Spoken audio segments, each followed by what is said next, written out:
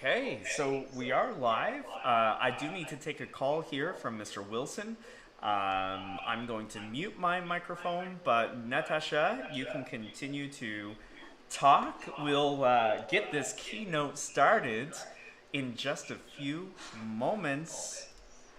Let me mute my microphone here.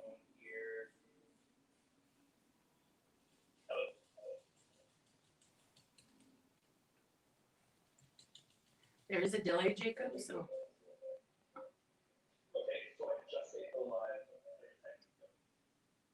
Okay. I am getting there on the YouTube stream too, but hopefully it says some of the key things. So my colleague Jacob is doing other things in the background. I'm Natasha with Brilliant Labs. Welcome to our session, and we'll get started in a moment.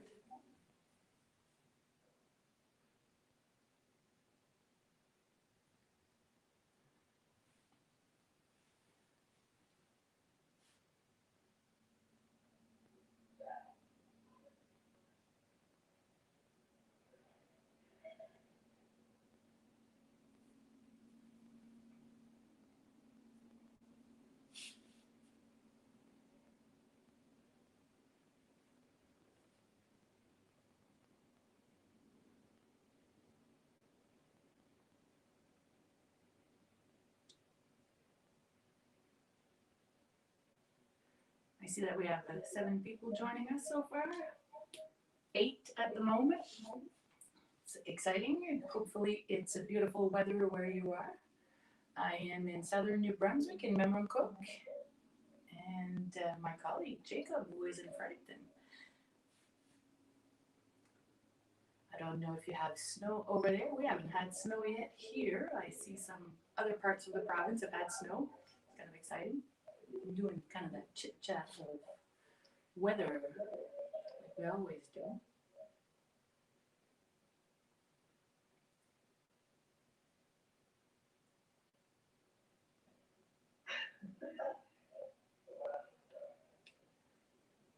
I think I hear Jacob coming back. Oh, yeah, he just walked behind me.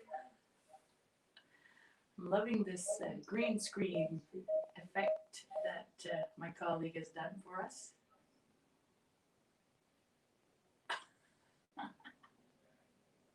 We've been having a lot of fun preparing this session today. I think it's the most fun I had at work since the beginning of the school year. Had a lot of fun to play.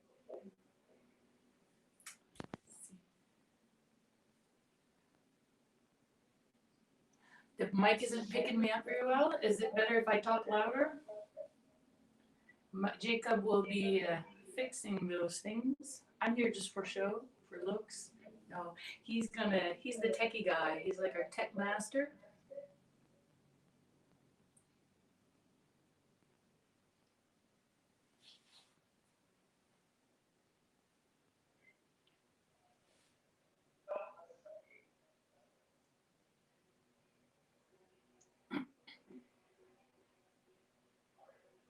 Again, he walks by.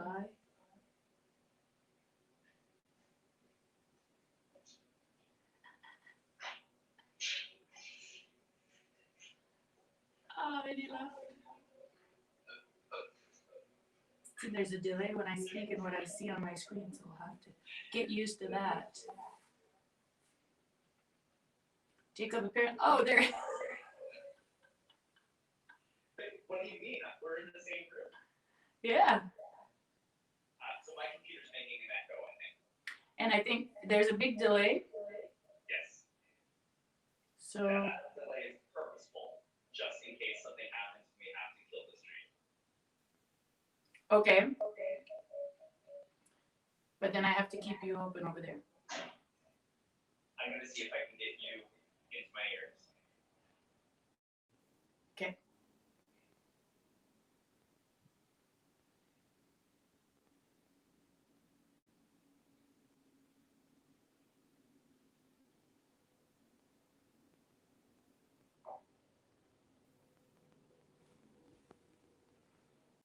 Hello, can you hear me? Yeah. Good morning, KO and Lisa.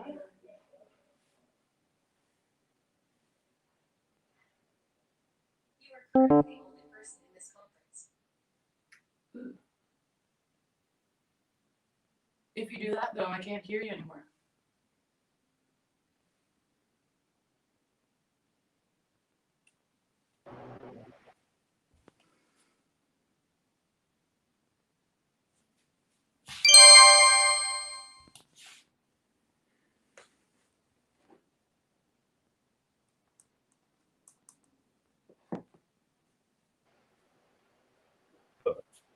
Hello.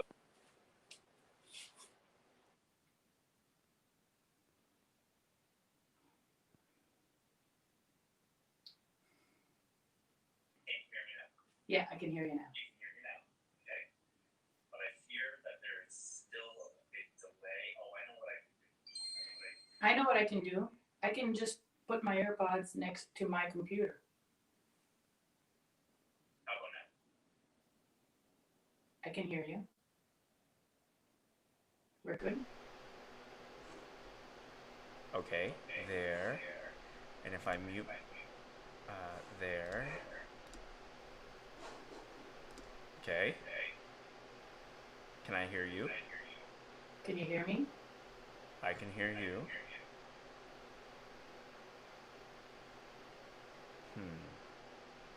Okay, I know. One moment.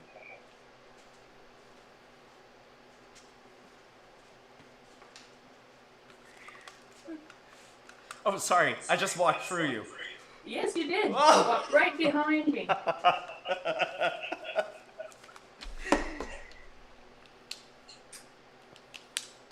So, I'm gonna.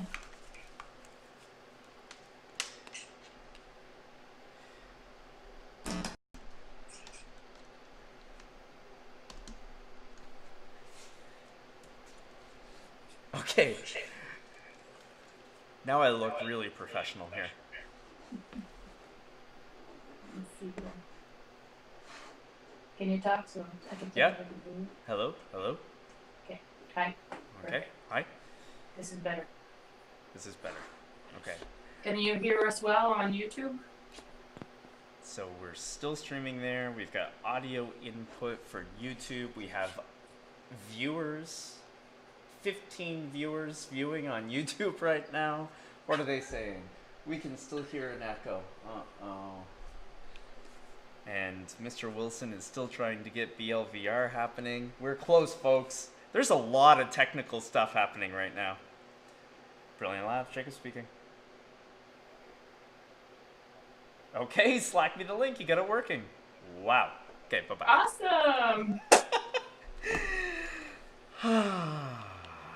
This is a lot of tidbits that we don't necessarily think about all the time.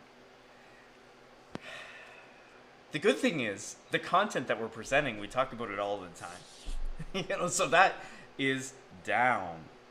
Yeah. But All hopefully right. you guys will find this fun and inspiring today. That's the big objective of our presentation, of our What's that? keynote, to have fun. It's our big objective 30-second of our delay. keynote. But is there still an echo? Okay.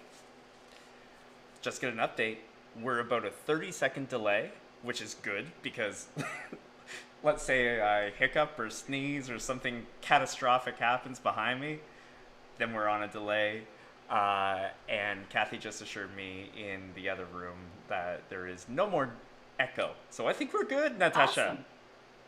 That's very good. I'm excited because I think it'll be fun. We've never done this.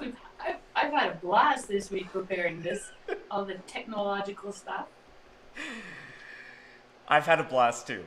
And it's been a very busy morning and a late night last night. You know what's also super cool? All of this magic that we are doing here, the software end, it's all free. Oh, I'm lying to you. The audio piping it in, that is not free, but there is a free option that we can fix. And so, if educators you think this is so cool, I agree.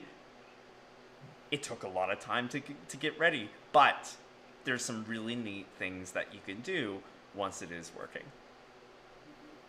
So what if we were able to be creative in our camera setup, if we find ourselves teaching synchronously, how can we be creative with that? With a simple $20 green screen. And that's what you're using, right? Yeah, that's all I have, a $20 sheet of green screen. I'm set up in my daughter's bedroom, which has great lighting and great windows. That's Yeah. awesome. Listen, I'm gonna move us a little closer together because we're a little too distant. I know that we're physically distant right now, but I am way too big here. And you're here. We'll just I'm play kind a of little liking my bit. shape, but it's You're- okay. Oh, okay. Sorry. Yeah. Do you want a high five? It works. Yeah. We can high five. Oh, boom. We do it. I have to wait. I'll make you There. bigger on my other screen. Wow, you just walked through me.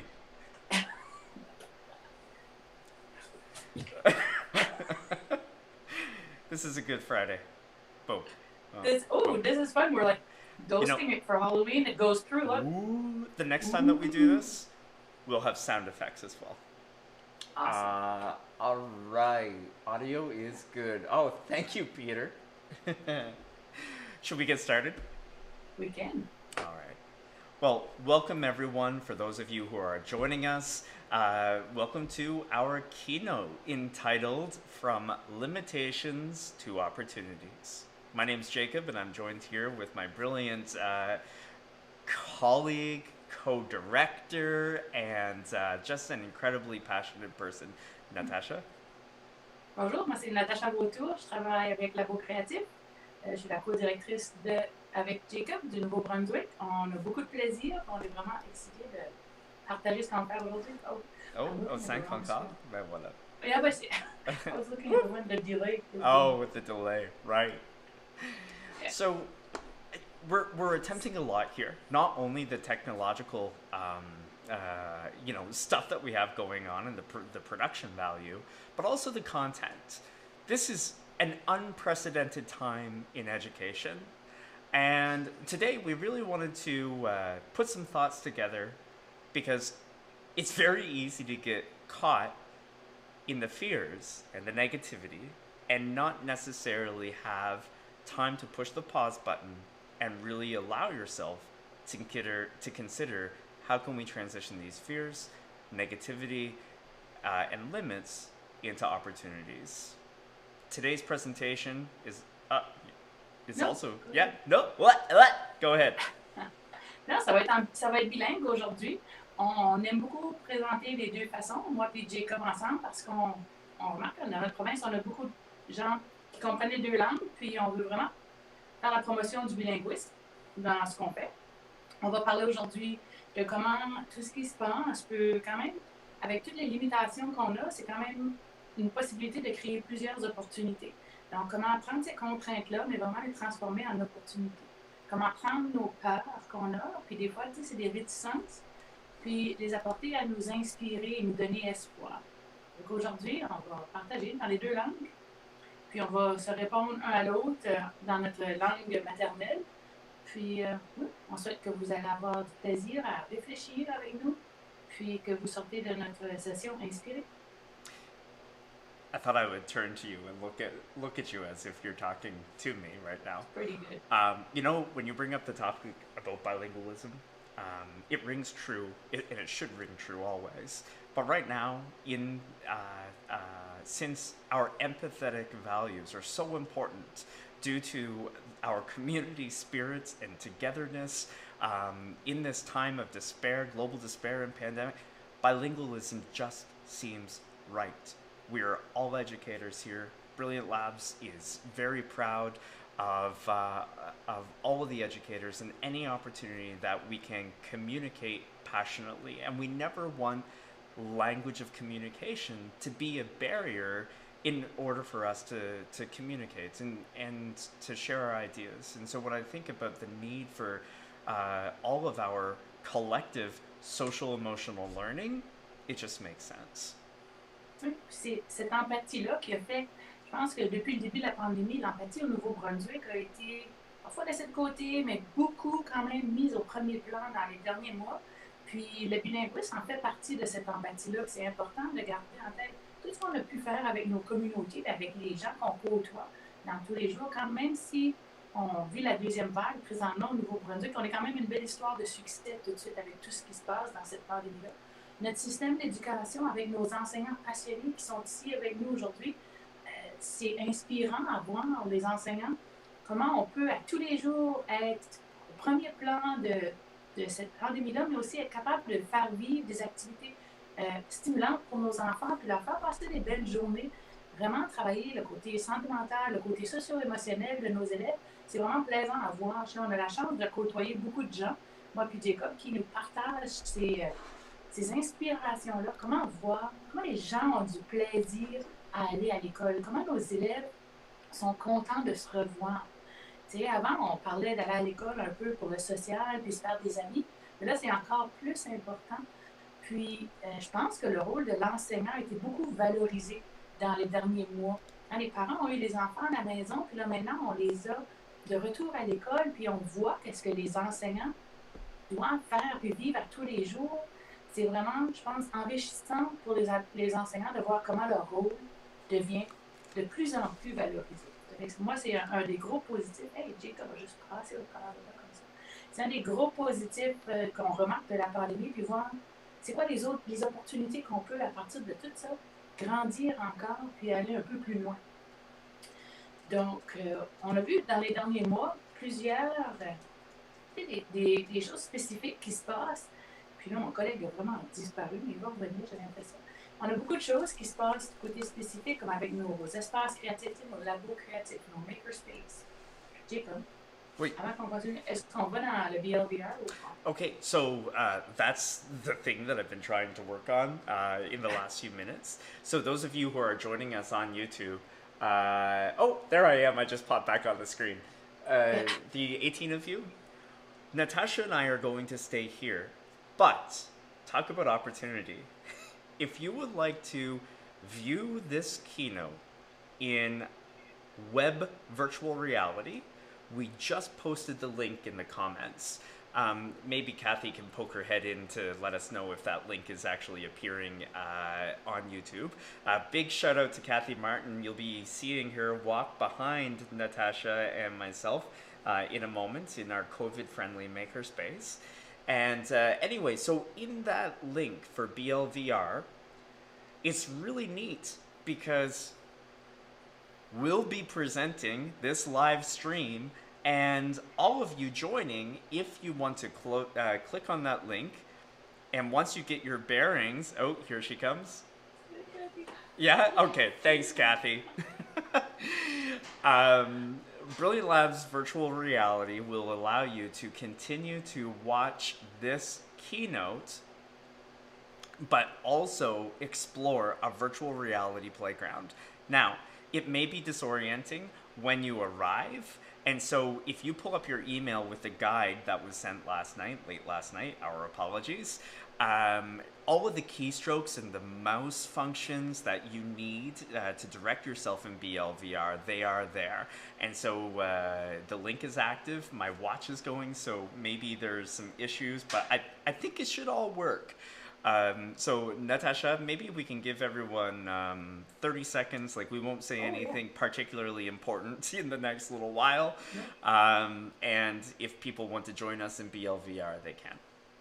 Oui, allez-y, c'est vraiment le fun. On a eu beaucoup de plaisir encore avec ça cette semaine.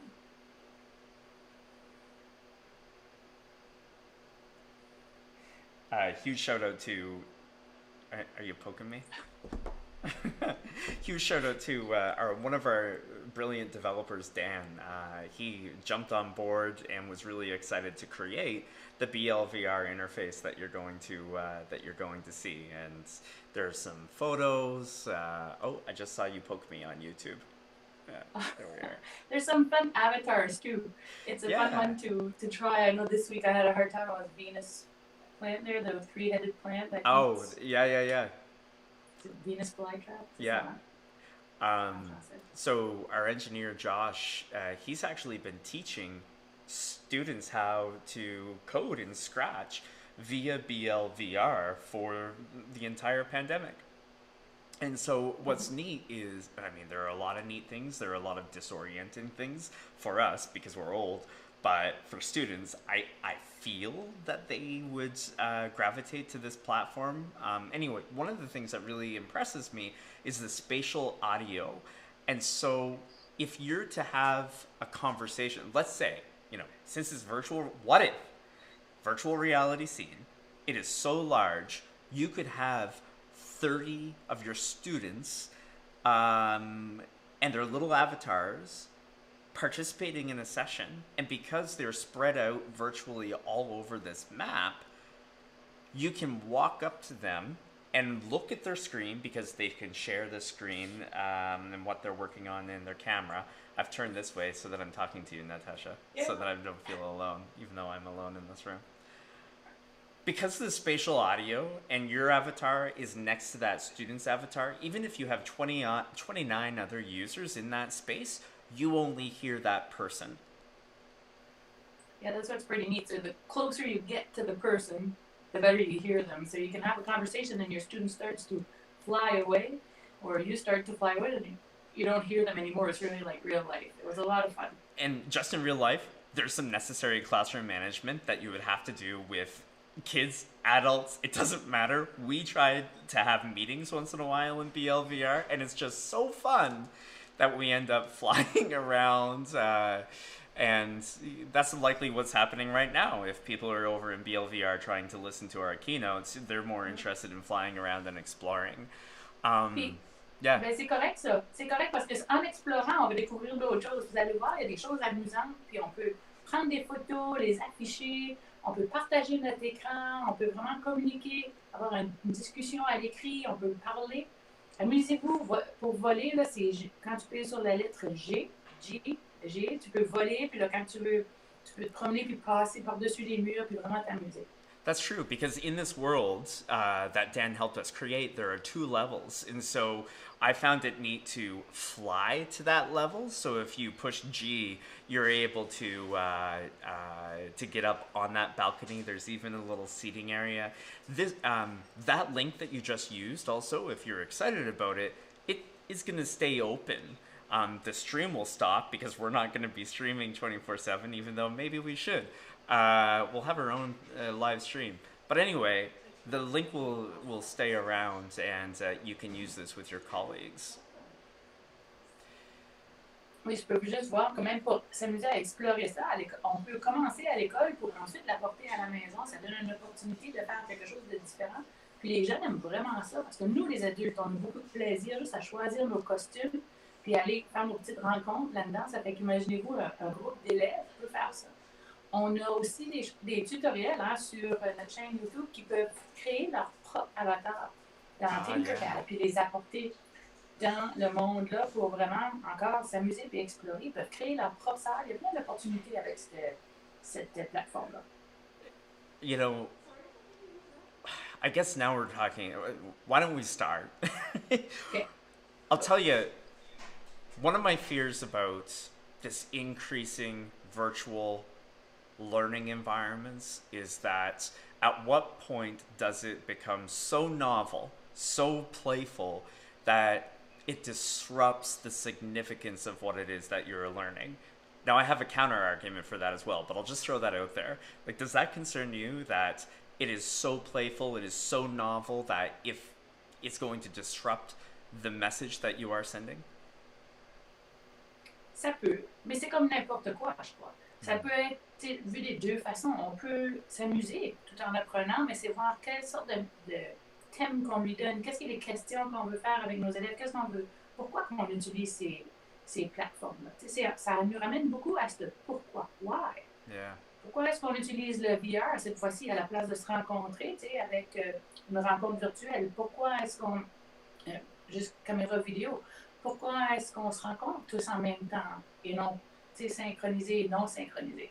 Ça fait que c'est vraiment toujours rapporté à ce pourquoi est-ce qu'on enseigne une matière, une compétence et comment on le fait. C'est à nous aussi que ça appartient. Ça fait que c'est voir comment on peut le faire. Yeah, I think you raise a really good point. It just becomes yet another instructional material. I'm sure the same concern and possible limitation happens when Plato or, insert any other classroom manipulative came in. There are always many perspectives on the new instructional material. Um, I, if we think about a virtual space, and I've noticed in our students when they're designing for Tinkercad, when they're, some of them are, we have many virtual reality headsets. They're very real headsets, but virtual reality headsets at schools across Atlantic Canada, and students are designing in three-dimensional space. There is no way that you can design without thinking about even the most simple Cartesian geometry, because you're working with a three-dimensional coordinate systems. And if you get into coding in, say, Unreal Engine and Unity 3D, you need to use that same type of coordinate geometry in 3 dimensions, X, Y, Z, in order to place these objects. So if any of you are watching this in BLVR right now, so this is an iteration on a design that someone had already created, but Dan, when he was designing this, I'm not sure if he was doing integral calculus, but there's no way that his mind wasn't able to think or wasn't thinking about the design of the space in X, Y, and Z coordinates. And so we have no idea, and John Dewey back in 1920, spoke about this as well. We have no way to understand the full conceptualization from a student's perspective with any new material, and that can be a hammer or a virtual reality headset. They're the ones that are going to be able to discover that, not us. Puis c'est lui qui a aussi dit la première chose qu'on doit faire quand on a des nouveaux matériels ou des nouvelles ressources, c'est vraiment donner la chance aux jeunes d'explorer puis de le manipuler. Puis tu sais, quand on s'amuse avec, les créateurs de blocs Lego ont toujours été capables de concevoir puis d'ajouter sur ce qu'ils font parce qu'ils se sont amusés avec. Il y a cet aspect de jouer là, mais cette permission de jouer nous fait aussi apprendre. Moi, je regarde cette semaine, on a joué beaucoup avec la réalité virtuelle, puis là, avec les travers. Mais en faisant ça, j'ai appris énormément. J'ai appris comment travailler dans le monde virtuel, comment là, j'ai 3 écrans dans ma salle ici. J'ai appris plein de choses, mais c'est des apprentissages qu'on a fait, même si on avait du plaisir. C'est quand même des apprentissages que je vais pouvoir réutiliser. Puis ce moment-là, où les jeunes ont l'étincelle dans leurs yeux de « Hey, c'est le fun ça, je peux jouer avec ça, mais je joue, comme tu dis, en faisant ces mathématiques-là, sans vraiment garder en tête « Hey, je fais des maths. Yeah. Aujourd'hui, j'ai un cours de maths. » C'est important d'apporter le jeune là à réfléchir quand on parle de notre collègue Dan qui a créé le monde dans le monde virtuel. Est-ce qu'il pensait à tous les jours à ses coordonnées X, Y, Z? Non, parce que c'était peut-être rendu... C'est comme ça que c'est, mais c'est quand même, en fin de compte, il y a une grande compréhension de ce que c'est. Yeah. And there's a value. I feel that since what we are doing with virtual reality technologies is so abstract that it requires more collaboration between what would have been very diverse skill sets, disparate skill sets. And it's a really neat opportunity, particularly if you find yourself teaching remotely and you have these students who have interest or skills. Maybe one has tried Tinkercad or 3D modeling experience before. Another has tried out virtual reality, and there are many games that have the perspective of virtual reality even without a headset. And to create a virtual experience, particularly one that you have to think about audio as well, spatial audio, okay, and that was neat. Sorry, I'm getting sidetracked, but I'm thinking of the BLVR. When you spawned into that area, you're able to hear Natacha and I speak, all throughout. So that was a line of code that Dan was able to implement in the design of that world. Because how else would you know where to go if you're just spawning in a brand new place? And that correlates so well with physical location. You know, can we replicate in the event that we slip back into red zones and we're learning and teaching, you know, from home? Can we replicate a very personal experience of exploring, you know, virgin territory, of being in a new space without physically being there? Sais-tu qu'est-ce que j'aime dans ce que tu as dit? Tu sais, quand on parle de collaboration de façon virtuelle ou d'une collaboration à distance, on parle de nos élèves qui peuvent collaborer de cette façon-là. Mais si jamais on retourne à une phase rouge, et si, what if we go back to a red phase? Qu'est-ce qu'on peut faire? Est-ce que nous, les enseignants, on peut s'amuser ou collaborer de façon virtuelle avec d'autres enseignants? Tu sais, quand on pense aux jeunes à qui on répond, il n'y a pas seulement un enseignant de 5e année qui enseigne toutes ces matières dans le secteur francophone. There's not just one immersion teacher or anglophone teacher grade 5 in New Brunswick.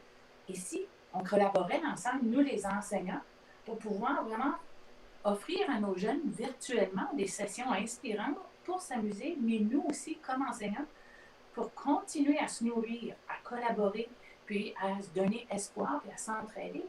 Moi, aujourd'hui, ceci n'aurait pas été possible sans collaboration.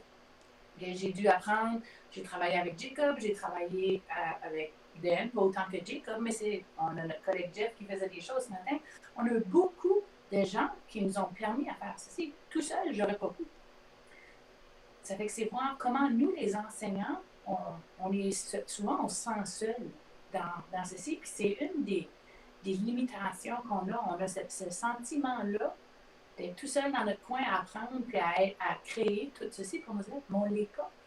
Mais le virtuel peut nous aider et rendre ce qui semble abstrait pour nous vraiment concret, puis voir comment est-ce qu'on peut aller de l'avant avec ça. Ça fait du sens?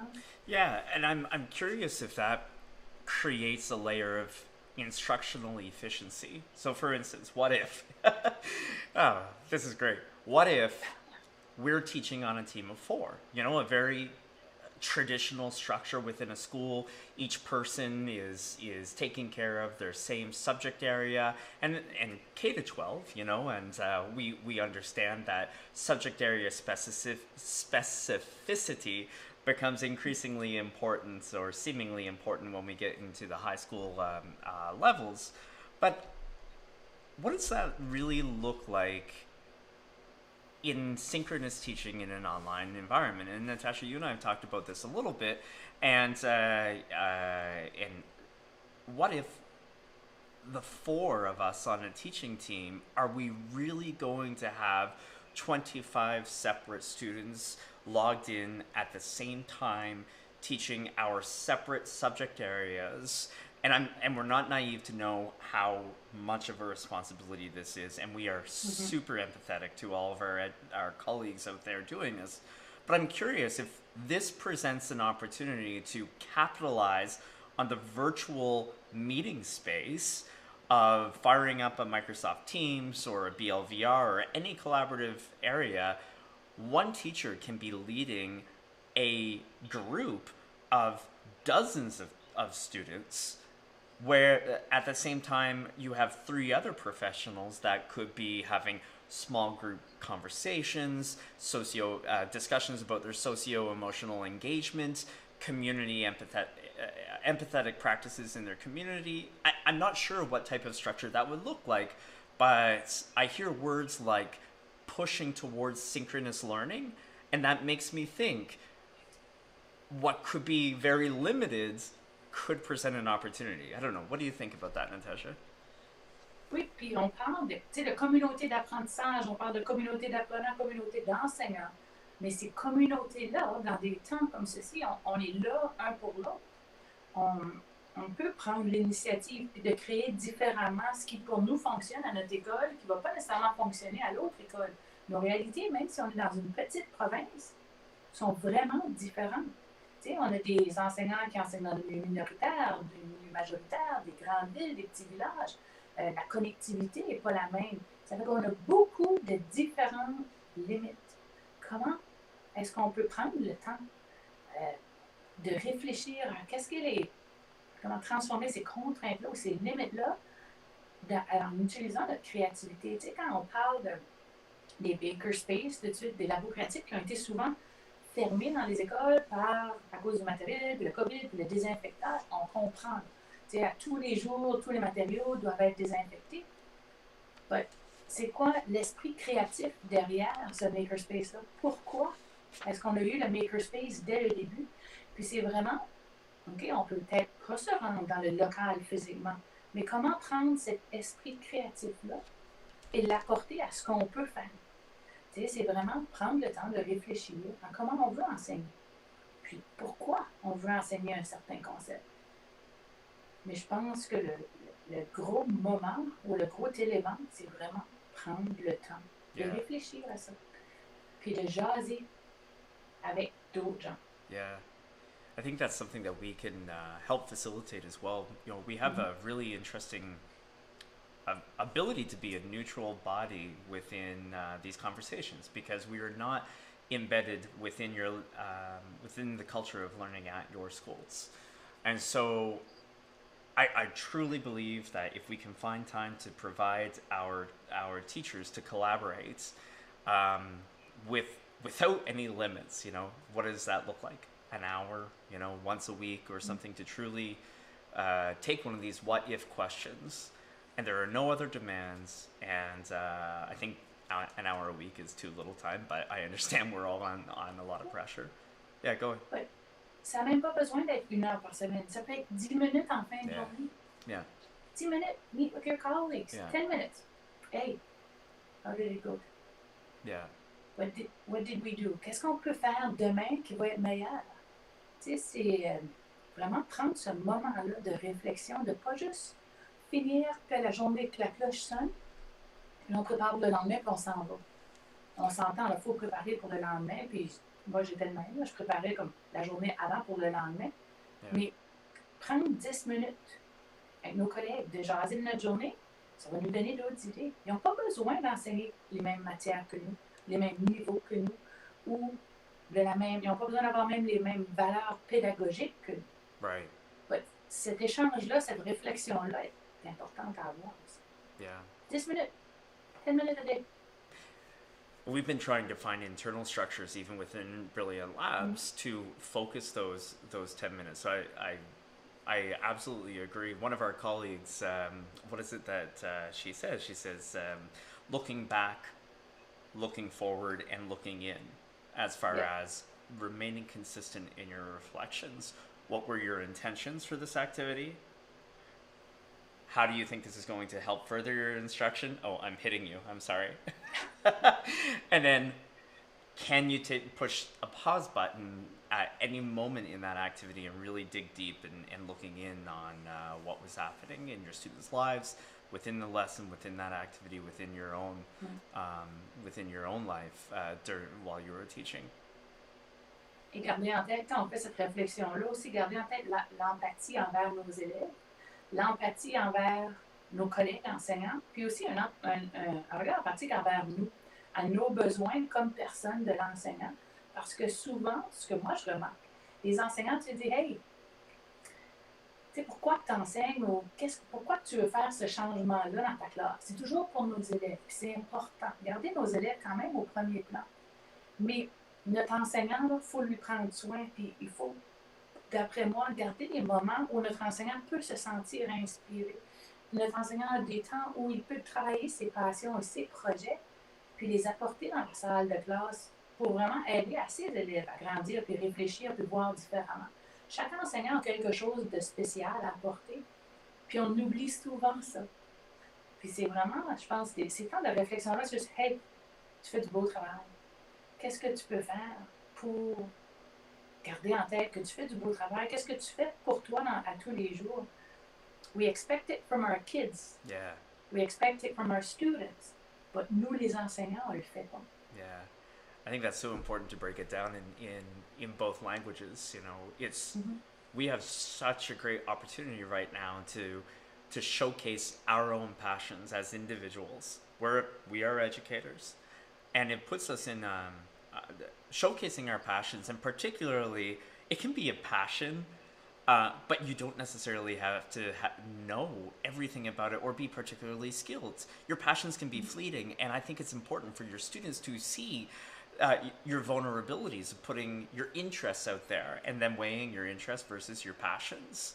I wanted to, I think this is such a good time to bring up a couple of teachers. Now, we don't have their permission, but both of them are so ingrained into Brilliant Labs philosophy. So there's Ashley Hallahan. He teaches at Blackville Community School K-12. Ashley, if you're listening right now, huge shout out to you and your community school. It's wonderful the things that you're doing. Ashley's been a real friend to Brilliant Labs for a number of years, and what is particularly striking with Ashley, and he's terrible at taking a compliment, he's an avid salmon fisherman and fly fisherman, and he had an ideological shift a few years ago in that he wanted to connect on a deeper level within his math class, and so he took a chance. And he brought in his love of fishing into his math class, and that led to tying flies, looking at the number of rotations, the spatial awareness of fish, the ecological practices of fishermen, and how those fish. It led into his students making an autonomous underwater drone. I'm not sure if that ever did get into the Miramichi River, but it did get into the pool at Miramichi Valley High School, and students were remotely collaborating with the inventors of this underwater drone that inadvertently spawns another project at another school at Fredericton High School for environmental science. All of this to say, this entire program or initiative, and he may have a different perspective on it, but it really started the moment that Ashley shared his passion with his students. What a great time to do that now.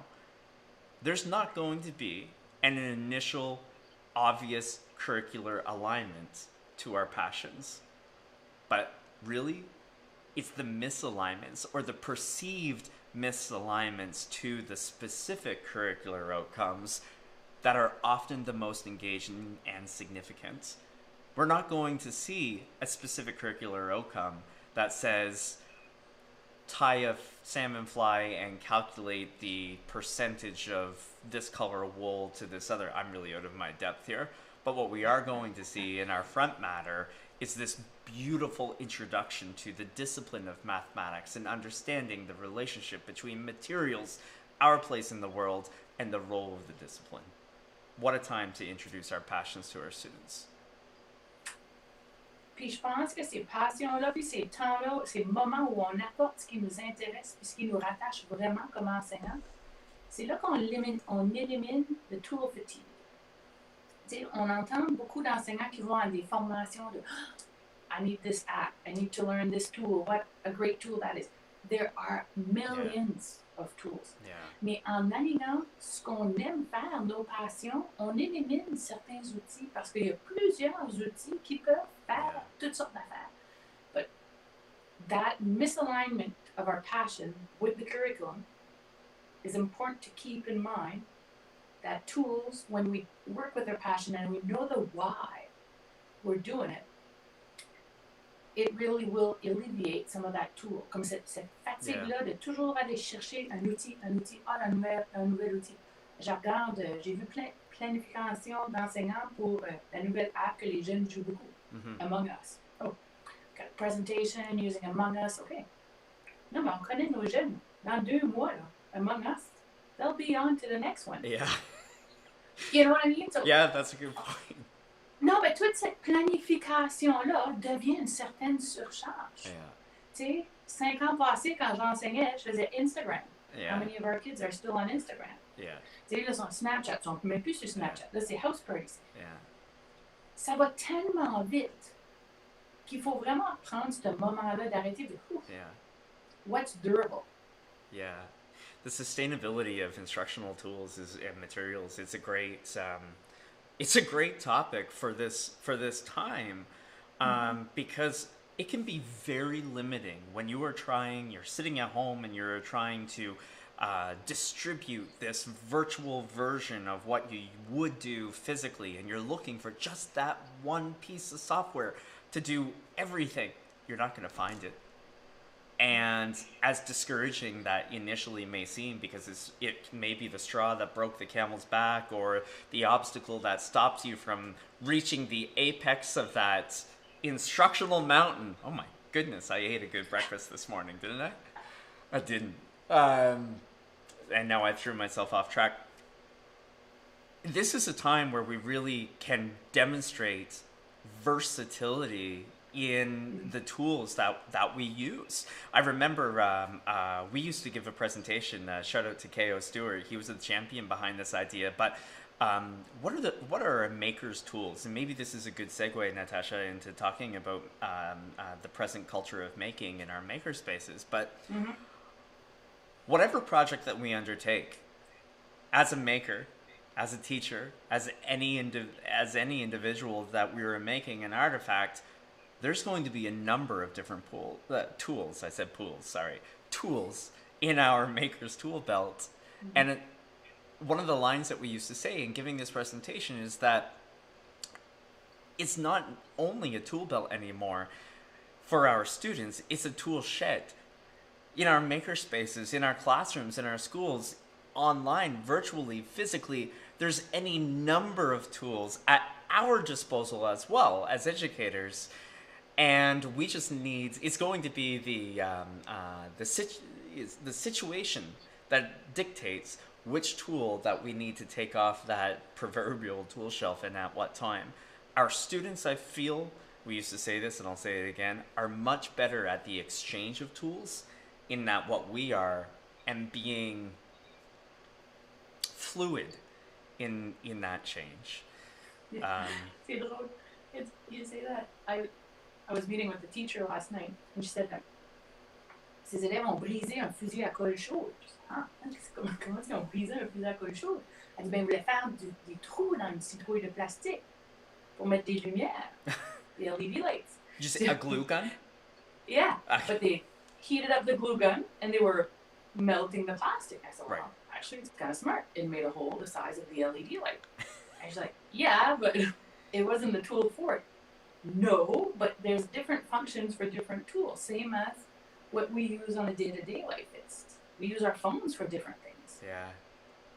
C'est voir quel outil répond mieux à nos besoins comme pédagogue, mais pour la situation telle qu'elle. Not all tools are the same. Some people like to keep their notes online, so I like my little book with all my pens. C'est correct d'avoir différents outils, puis on n'est pas, pour innover en salle de classe, on n'a pas besoin d'un certain outil magique. Il n'y en a pas d'outil magique. Puis quand on utilise un outil, mais c'est pourquoi? Pourquoi on utilise cet outil-là? Je peux t'acheter une drill à 5 000 $, mais te donner des clous. Yeah. So what are you going to do with it? Yeah, it's true. And I think you bring up a really interesting point when you were talking about the fleeting social media platforms. I read an article last night about how many Canadian users have left Facebook. And we hear that all the time, you know, if we ask our students. Even though I'm starting to use Facebook in a much different way, all of the groups I'm starting to join through Facebook become more important than necessarily the personal, the friends list and things like that. So it's an interesting transition. To that, I've switched more over to Instagram, but we can't be naive to think that the virtual instructional tools that we are using right now will be the same ones that we are using a week from now, 2 weeks from now, even as Microsoft Teams and Google Classroom and BL Meet, everything is always under transition. And who knows when the next data breach is going to happen, and we have to make that switch. And so I think it's, if we can find just those 10 minutes, like you were saying, Natacha, to challenge ourselves and our colleagues to collaborate and like, what if we can take a new approach to virtual learning, to take a new approach to synchronous, to asynchronous learning? What is our camera going to see? I read something I liked this week is about cameras turning on. I find it difficult when I do sessions online, puis personne allume leur caméra. Tu sais, je parle à mon écran d'ordinateur. Yeah. So, il y a 50 personnes là, mais moi, je parle à mon écran d'ordinateur. So it's kind of nice to see your face. Yeah. But, you know, when we have our kids and we're doing home learning and ils sont à la maison, ben, tu sais, quand on est à l'école, on voit leur visage, mais on les invite dans notre salle de classe parce qu'on a nos règlements dans notre salle de classe. C'est notre espace, puis c'est un espace de collaboration. Et quand on fait l'école virtuellement comme ça, là, c'est eux qui nous invitent dans leur maison, pour certains, dans leur chambre à coucher, dans leur cuisine. Ça fait que c'est vraiment c'est un monde différent. Ça fait que c'est voir pourquoi allumer les caméras dans ces moments-là. C'est une autre réflexion à avoir. Comment on peut faire ça? Yeah. Qu'est-ce qui est l'empathie de ce côté-là aussi? Yeah, it's so important to be empathetic about the what's happening on that other end of the camera. And I think that really motivated our organization at the beginning of the shutdown to transition into maker activities, to get students. You can still do learning at home without sitting in front of the camera. And I know we are doing that. We're not the only ones to say that. And there's some really creative uses. Oh my God, I don't even know what that means. Uses out there for at home learning. So maybe we should spend a few minutes and talk about maker materials, physical maker materials right now. And we have this, our backgrounds is in a makerspace that has been designed for COVID-friendly making, pandemic-friendly making, safe making. And we spent a lot of this keynote talking about finding opportunities no matter where you learn. It really has been kind of centered around this slip into at-home learning. But right now, what a time to be creative. It's not necessarily a time to close physical materials behind a door, even though we have to be safe with their distribution, and we understand that many spaces have become reappropriated for classroom space. Physical material making is still really important to reunite our senses.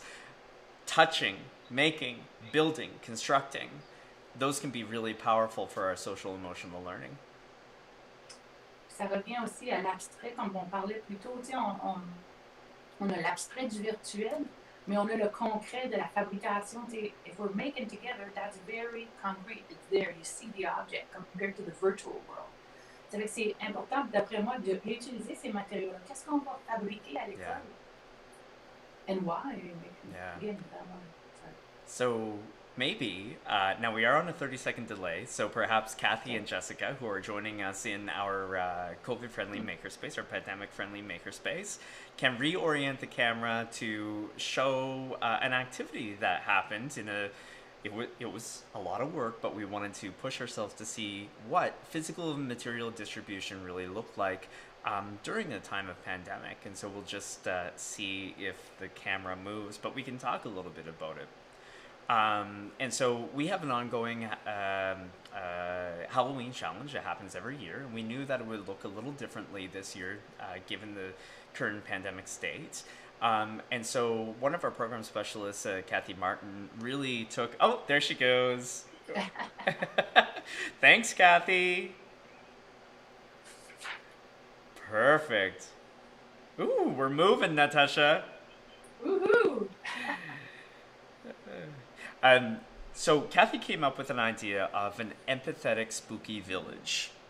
And and there it is there, and maybe she'll turn the lights off so that we can see some of the LEDs flashing. The batteries haven't been replaced since this happened on Friday, and then a couple more classes came down yesterday. And so I guess it's important to, at this particular school, yeah, go ahead. No, there's a light there. Oh, there's a light there. Oh yeah, there you go. At this particular school, students do move within their bubbles. Always careful to make sure the hallways are clear before they transition. And so this space is a shared space between Brilliant Labs and many others, similar to what's happening during a practical related arts classroom and technology classroom and things like that. Oh, that's awesome. Look at those blinking lights. Thank you, Kathy. And we wanted to make sure that there were that students and teachers felt safe coming into this environment. And so there were maker centers set up throughout the room that were still 2 meters apart, even though those students were bubbled. All students were asked to keep their masks on, teachers to keep our masks on, and we wore our masks because it was a shared working space. And then the material distribution, we got a little creative. And so students love to use those LEDs. They're flashing because they have a built-in transistor. Well, you can't reach your hand in a bag of LEDs. You're going to touch all of them. And so we got these cheap little bamboo tongs, and students could practice their discriminative movements. They felt that they were brain surgeons maybe, and they chose an LED and a battery. Anyway, it was really neat to see it come together. And the empathetic part of it, this was interesting. Kathy did a really great job of explaining this. There are so many students out there who love Halloween. I know, Natasha, you're not one of them, but that's fine. How can we create a miniature version of that experience for those students who may not get that opportunity?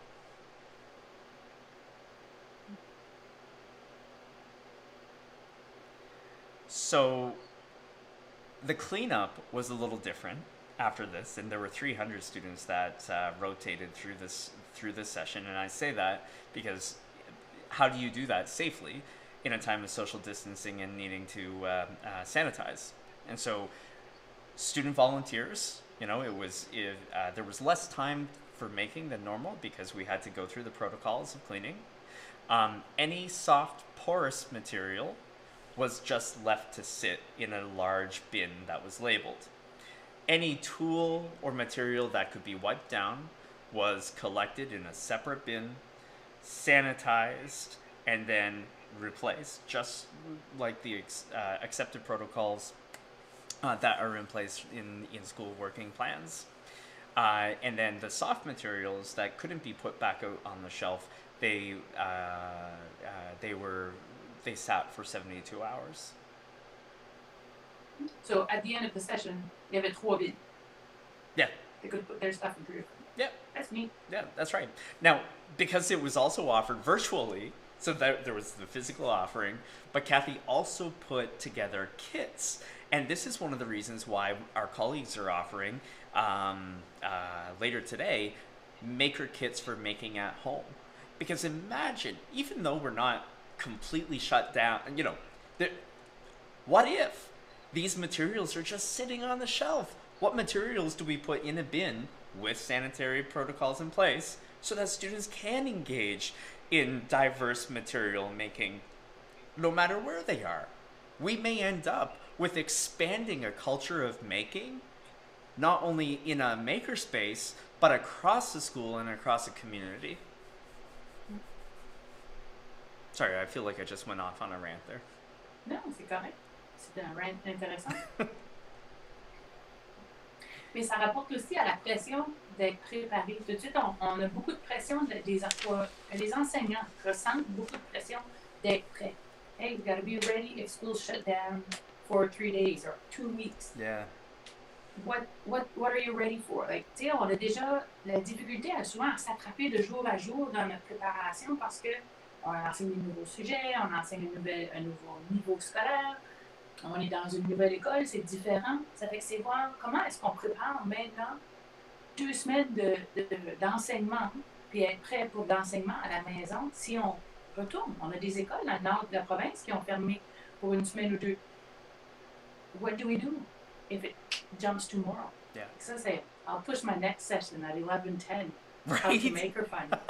Happening in 15 minutes. Yeah, at 11:10, 15 minutes, it's our next session. How to make her fun. Oh, that's how to awesome. design activities for home or hybrid or virtual learning that we can do from home, and how will the kids learn? So that's at 11:10. Because it's an important one. How do we be ready? How can we be ready for this? You know, Puis ça va pas arriver. C'est ça aussi qui est peut-être là. It might not happen. no, that's it. And I'm thinking, if it doesn't happen, let's hope that it doesn't happen. No. If we get to work right now, this, if you're a teacher listening and you are the architect of a makerspace, no matter how it looks, how large it is, or what is in it, you know how much work it was to put that space together. Well, now there is an opportunity to, with all of your colleagues who may not be at the same point in their instructional journey as what you were when that space was created, they may be showing some signs of participation, some signs of involvement and agency to be a part of something else. We're talking about all teachers being able to express their passions and find a way to integrate their passions into it. Maybe they're thinking that and they're thinking, hey, I love to decorate cakes. And there's your moment of opportunity to introduce them to the world of maker-centered learning and constructionism. And if all goes well, you'll have someone on your side to extend the culture of making in your school and across the community. We talk about limits. Physical walls in a physical makerspace is very limiting. How many students, forget about the pandemic, how many students actually have access to a physical makerspace? And are you truly extending that to as many students as possible? C'est vrai, hein? C'est beaucoup de réflexion. Là, Jacob, il nous reste quelques minutes, il nous reste 2-3 minutes. Puis, si vous êtes dans notre monde VR, can I ask you one thing? If you are in our VR world, take a selfie. Have fun and take a selfie of your avatar. Group together, take selfies, share them on our social media. We want to see what you guys were doing out there because we didn't get a chance to play around in the VR right now. No, it was my intention to have yet another computer. There's 3 of them right here. To do but I didn't do it. But I do see a few tweets coming in of people taking some screenshots. Cool. So yeah. I really want to see what was done. So yeah, please do tag us at Brilliant Labs if you're on Twitter. Same as on Facebook, and apparently we're on Instagram, eh? Did you? Oh, we are on Instagram. That's right. Not Snapchat yet, but maybe that's a lie. Is Snapchat still a thing? I don't know. We need to get on it is, Among but I don't Us. think it's used the same. Yeah. No, but you know where we could be? On Where's TikTok. that? TikTok. TikTok. That's How do one we big teach thing with? too. What if we could teach with TikTok? What if? But then we'd have to do something else in 2 years or next year. It's not durable. No, but we also have to keep that in mind, and that's one thing I discuss a lot with teachers now is how is this durable for you? Is it something that take the time? If you take so much of your time to develop this using this tool, is it durable? Yeah, the sustainable, if you're new to the Sustainable Development Goals or Canada 2030 agenda, just, type in Canada 2030 or UN SDGs. We began, maybe 2 years ago, 3 years ago now as an organization. It's just such an incredible framework to guide all of these conversations. Oh, we have 1 minute, Natacha. It's been a pleasure. Oui, I love this. Tu parles à propos des matériaux et la capacité créative d'utiliser ces matériaux. I think we were pretty creative in the use of these virtual materials. Yeah. And I've used alligator clips today for something I've never used them for. So it was my first time using alligator clips to really secure my green screen. There you And go. the fun thing with them was they're green, so you don't see them. Nice. Mm-hmm. And I was happy.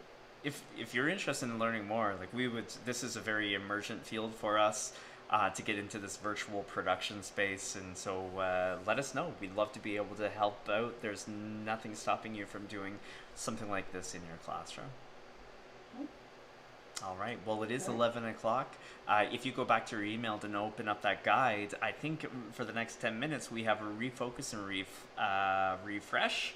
If you want to put on some music, there's some playlist recommendations there, as well as playlists and pedagogy. We have links to 5 different articles by some of our current favorite authors on Maker-Centered Learning. Awesome. And I'll be back in 10 minutes with how to create maker funds. Woo! There you go. I'll join you. All right. Okay. See ya, everybody. Now, let's see if I can transition out of this.